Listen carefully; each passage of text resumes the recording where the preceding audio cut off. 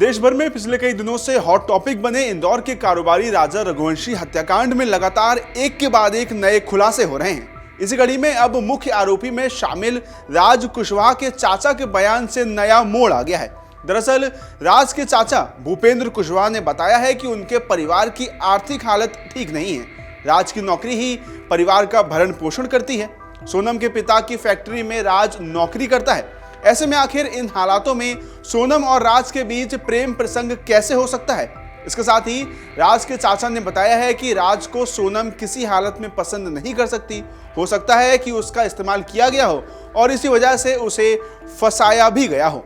वहीं इसी के साथ राज के चाचा के अलावा उनकी दादी रामलली का भी कुछ ऐसा ही मानना है। राज की दादी कहती हैं कि उनका पोता निर्दोष है, वो ऐसा नहीं कर सकता है, उसे फंसाया गया है। साथ ही आपको बताते चलें कि हाल ही में स्थानीय पुलिस भी गांव में राज के बारे में पूछताछ करने के लिए पहुंची थी। इसके अलावा आपकी जानकारी के लिए ये भी बता दें कि इंदौर के कारोबारी राजा रघुवंशी हत्याकांड के मुख्य आरोपियों में शामिल राज कुशवाहा का परिवार मूल रूप से फतेहपुर जिले के गाजीपुर थाने के रामपुर गांव में रहने वाला है। वहीं इसके अलावा परिवार की माली हालत ठीक नहीं है। ऐसे में हाल ही में राज के घर पर मीडिया भी पहुंची थी। वहां राज की बहन ने रोते हुए ये भी कहा था कि उनका भाई राज निर्दोष है और उसे फंसाया जा रहा है। ऐसे में राज की बहन ने आखिर क्या कुछ कहा था, पहले आप वो सुनिए। बेकसूर है वो लोग, कभी ऐसा नहीं कर सकते। भाई कभी ऐसा नहीं कर सकते? कभी भी नहीं, वो दोनों ऐसा नहीं कर सकते। विक्की और राज, वही दोनों मेरे भैया है, वो दोनों ऐसे कभी नहीं कर सकते अंकल। अच्छा, तो वो यहीं थे जब घटना हुई? हाँ भैया यहीं थे। भैया वहाँ पे नहीं, कहीं भी बाहर नहीं गया। ऑफिस वालों से पूछो ना, वो रोज ऑफिस जाते थे, गोडाउन जाते थे, वो ऐसा नहीं कर सकते। क्या मांग करेंगे आप? क्या मांग? मैं बोलूंगी मेरे भाई को बचा लो, गोविंद भैया, राजा भैया के बड़े भाई, मैं सबसे यही बोलूंगी हाथ जोड़ के वो मेरे भाई को बचा ले। उनके साथ पूरी फैमिली है, लेकिन हमारे साथ कोई नहीं है हमारे भाई के अलावा। फंसाया जा रहा है, मेरे भाई ने ऐसा कुछ नहीं किया। सामने आ रही गाजीपुर के आप लोग रहने वाले हैं, वहाँ के कोई गाँव तो अंकल गाजीपुर की नहीं है, बहुत सारे गाजीपुर है। पता नहीं दीदी कौन से गाजीपुर से मिली है, हम लोगों को तो नहीं पता ना। आप कौन से वाले गाजीपुर से हैं? हम लोग फतेहपुर के पास जो गाजीपुर है, हम वहाँ के रहने वाले हैं। हमारा गांव रामपुर है, गाजीपुर के काफी आगे है हमारा गांव। ऐसा कुछ नहीं था जैसा आप लोग बोल रहे हो, ऐसा सिर्फ न्यूज में देखा है, न्यूज में दिखाया जा रहा है, ऐसा सब गलत।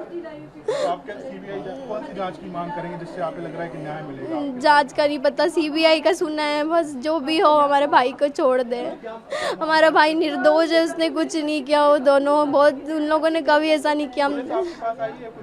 पुलिस यहाँ पे नहीं आई है, सिर्फ आप ही लोग आ रहे हो यहाँ पे। भैया को विक्की भैया, ऐसा हमको पता नहीं है, लेकिन वो विक्की भैया के घर पे था। तो भाई से कब से आखिरी बात क्या हुई थी? परसों 6 बजे भैया आए थे।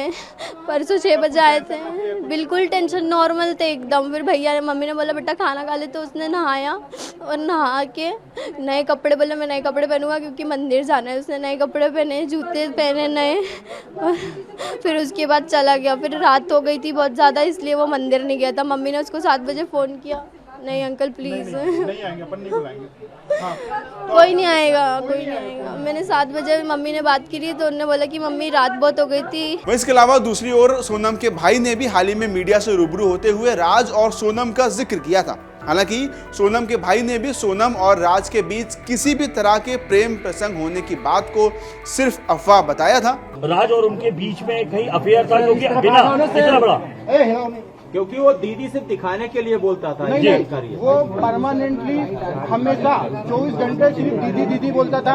ये कि उसके राज की जो घर वाले हैं, उसकी बहन माँ वगैरह, वो भी यही बयान दे रहे हैं शायद मीडिया में सुना। तो दीदी ही बोलता था, और दूसरा राखी बांधते थे ये 3 साल से, और मेरे खुद घर में हम दोनों साथ में बैठ के राखी बंधवाई। तो क्यों मारा राजा को? कौन मुझे उसका आइडिया नहीं है। वहीं इसके बाद अब लगातार राज और सोनम को लेकर हो रहे खुलासों में आखिर कौन सही है और आगे आने वाले दिनों में ये केस क्या मोड़ लेता है, ये देखने वाली बात होगी। अगर आप ये वीडियो YouTube पर देख रहे हैं तो हमारे चैनल को सब्सक्राइब करें और बेल आइकन को दबाना ना भूलें। अगर आप Facebook पर ये वीडियो देख रहे हैं तो हमारे पेज को लाइक करें।